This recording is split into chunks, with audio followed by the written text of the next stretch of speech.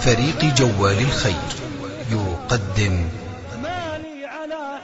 يقول الشيخ أحمد الحواش: وكنت في أبها في الجنوب قبل 4 أسابيع تقريبا أو 3. يقول كان في زواج لفتاة في الجنوب، ثم حطت المكياج وزينت نفسها في يوم زواجها، ثم صلت المغرب. بعد صلاة المغرب انتقض وضوءها، فقالت لأمها: بروح أتوضى وصلي. قالت أمها: أنت مجنونة؟ يوم زواجك تروحين تخربين المكياج اللي فيه؟ قالت: يما بروح أصلي. قالت لها: والله ما تروحين، الآن يوم زواجك. طبعا الزواج بيقعد لين الساعة 1 و2 بيطلع أصلا وقت صلاة العشاء.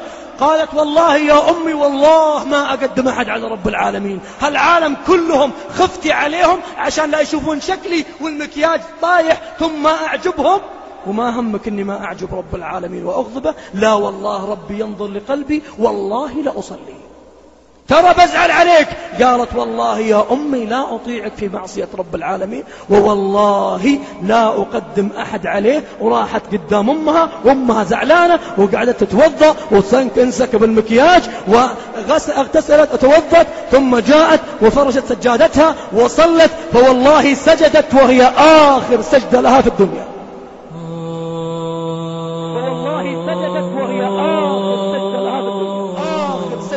فوالله سجدت وهي آخر سجدة لها في الدنيا.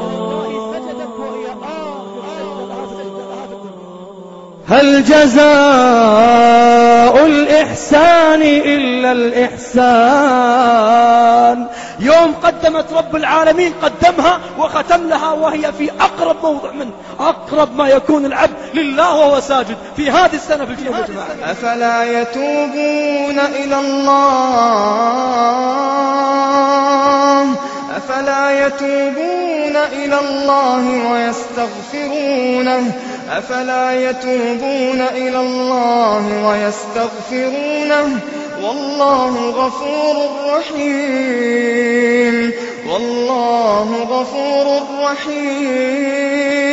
تخيل انها ضحك عليها شيطان وما صلت، تقبض عند الله في نفس اليوم نفس يومه لكنها ما صلت. فيا جماعة يا من أشغلهم حواجبهم عن قلوبهم 3-4 أسئلة الفتوى عن حواجب، والقلوب تعبانة ما تخشع، قلوب تقرأ القرآن ما تخشع، قلوب تدعو ما تبكي، قلوب متعودة تشكل العالم، ثم الكلمات كأنها نهر جاري، وإذا سجدت واحدة فيهن ولا واحد فينا إذا سجد ما عرف شو يقول. ما تعود يشكل العظيم، متعود يشكل الضعوف، ما تعود يشكل الغني جل جلاله، متعود يشكل الفقراء.